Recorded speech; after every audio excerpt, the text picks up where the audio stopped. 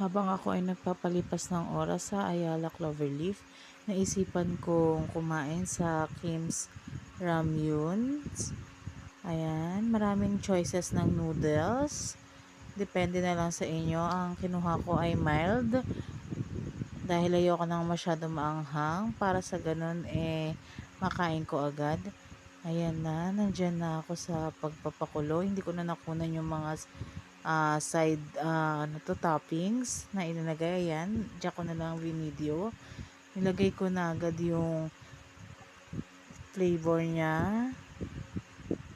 Naglagay din ako dyan ng onion leeks. And then, ayan, tinapong ko. Sinunod ko dyan ang fish cake.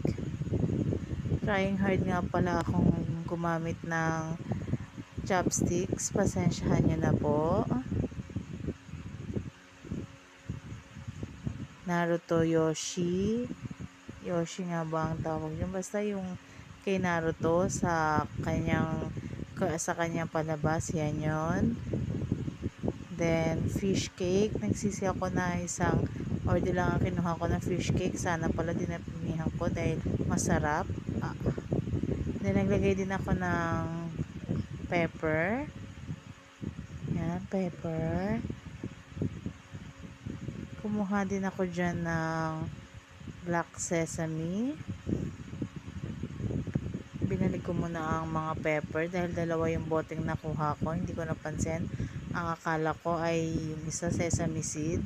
Ayan, kinuha ko na yung sesame seed at nilagyan ko din yung aking ramyun.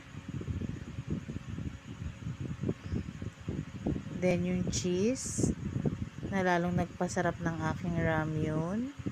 Lalo na nung nag-melt ang cheese. Yan, nilinis ko muna ang aking kalat. At inilagay ko sa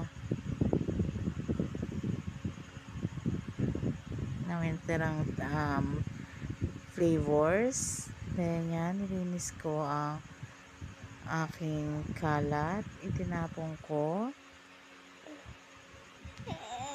Yan ang final product. Napakasarap niyan. Tamang-tama ang lasa. Lalo na nung natunaw yung cheese. Sumobra yung sarap niyan. Sa sobrang sarap niyan ay makakalimutan mo yung pangalan. Yan, yun ako ang Naruto Yoshi or hindi ko alam kung ano. Then yan, fish cake. Yan, nag-trying hard na ako sa chopstick dyan.